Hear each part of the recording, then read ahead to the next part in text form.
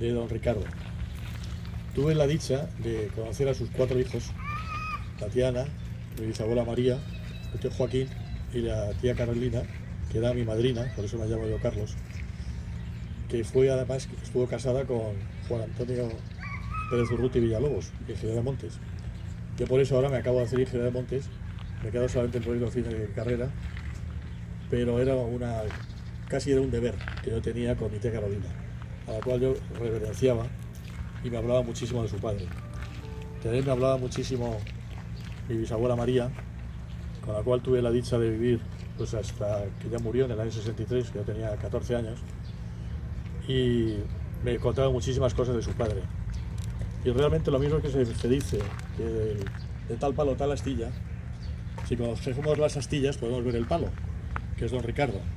Entonces la Tiana era una santa, su hija mayor, que casó con un gran médico, que ha tenido descendientes de gran prestigio en el orden de la medicina, que eso nos lleva a los antepasados de los Codorniu, que hay dos antepasados muy ilustres. Uno es Manuel Codorniu Ferreras, que fue un personaje de la época de Isabel II, llevó una vida aventurera, era un gran médico, fue el que descubrió el vector de la fiebre amarilla y por eso llevó las tropas que estaban acantonadas a las cabezas de San Juan junto con su amigo Riego, que eso le costó que cuando llegó la década luminosa, pues les expulsaron de España, se tuvo que ir a México, llevó una vida aventurera en México.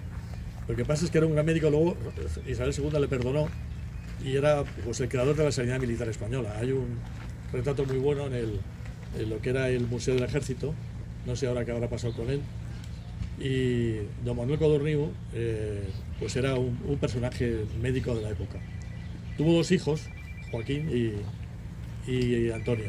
3, Manuel. Antonio era un gran médico también, fue destinado a Filipinas. En el año 1843 estuvo 10 o 12 años.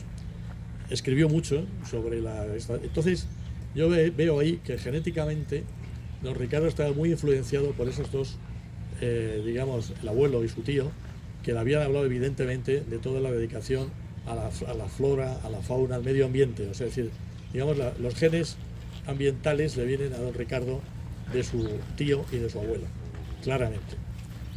Luego, por otra parte, era la familia materna, la familia Estárico, era una familia, el apellido Estáricos realmente es un apellido de origen griego, estaicos, de gente, digamos, que vino a España a través de Italia, como una serie de migrantes que se establecieron en Cartagena y que acabaron todos emparentados. Y ahí están los Rolandi, los Di María, los Espotorno, todos eran familiares. Y esta gente se dedicaba pues básicamente al comercio, eran comercio de todo tipo, hacían también a cuestiones navieras. Y bueno, pues de ese conjunto de parientes catalanes militares y de comerciantes nació don Ricardo.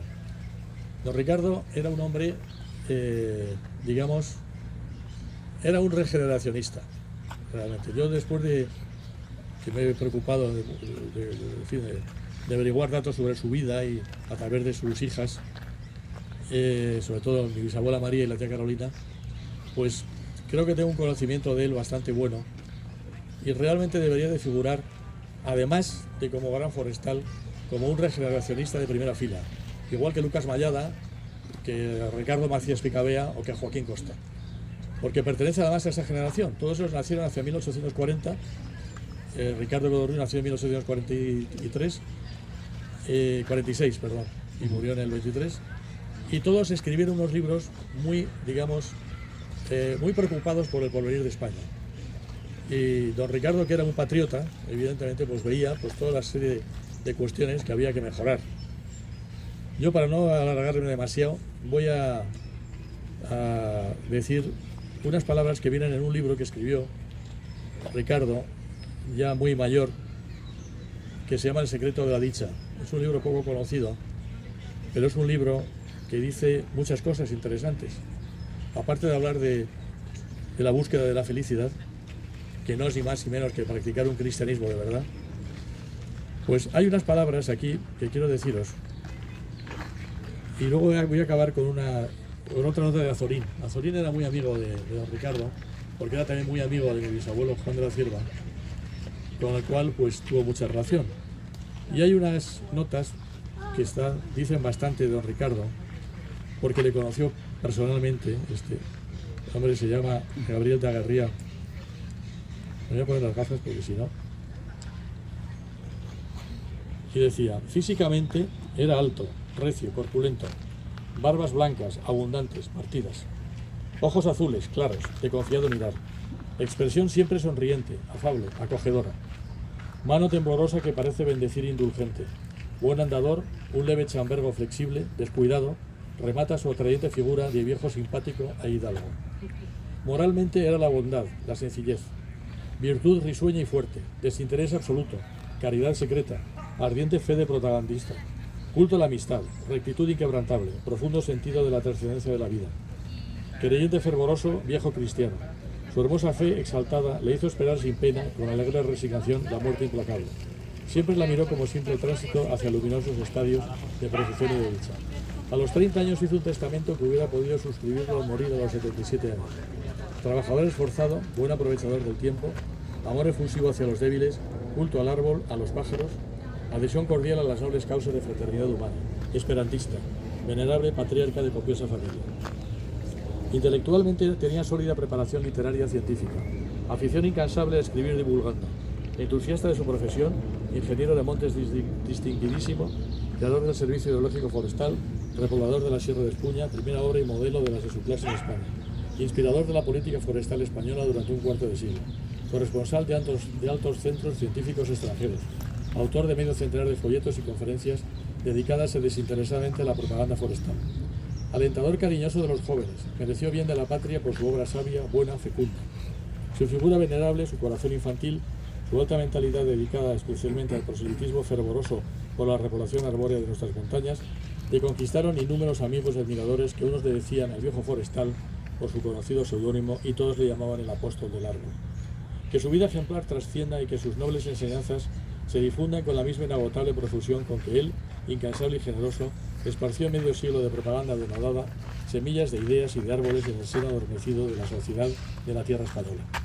Yo os voy a relatar una pequeña anécdota de don Ricardo que me hizo mucha gracia cuando me la contó la tía Carolina, y es que él, como tenía sus antecedentes médicos y militares muy jerárquicos, pues dijo en su testamento que en su entierro lo tenía que presidir el inspector general de Montes y en su defecto un ingeniero de caminos. Qué cosa más sorprendente. Y esto es así porque don Ricardo estimaba mucho la jerarquía, y como sabéis que las escuelas de ingenieros fueron creadas digamos a través de los ingenieros militares, la primera escuela que se creó fue la de ingenieros de caminos, luego vino la de Montes, la de minas y tal. Entonces él consideraba que el prestigio de los ingenieros era dado por su antigüedad. Entonces, si no hay el inspector general de Montes, tiene que ir un ingeniero de caminos, pero no, o sea, el ingeniero de Montes tiene que ir el más importante, si no valía, ¿no? Bueno, finalmente, para no aburriros, os voy a leer lo que dijo Azorín el día de su muerte: que las más bellas flores de la Espuña, las más bellas flores silvestres cubran su tumba, que cuando los niños y los mozos vayan a la montaña, un recuerdo fervoroso para él brote en sus corazones, que cuando en las horas ardientes del verano reposemos cobijados en fresca sombra, pensemos que esta sombra se la debemos a él, que cuando en el otoño vayan cayendo doradas las hojas y nuestras plantas pisen mullida y dulce sombra, consideremos que este grato caminar no lo tendríamos sin él, que cuando nos detengamos frente a un bello árbol de tronco recio y recto, de ancha y sombrosa copa, veamos en tan hermoso ejemplar una remembranza de él, y digamos entre nosotros: su vida fue recta como el tronco de este árbol, y la sombra de su bondad amparó la desgracia y el infortunio. Que cuando en las empinadas breñas veamos esos indómites árboles montaraces que meten sus raíces entre las piedras y se levantan airosos sobre el abismo, tengamos presente la voluntad tenaz, perseverante, maravillosa del hombre que logró cubrir de follaje verde la desnuda sobriedad de la montaña.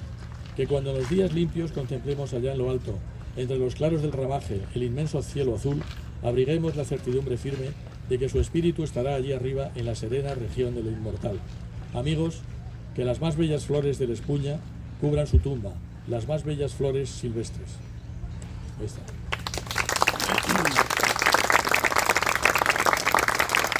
Muchas gracias.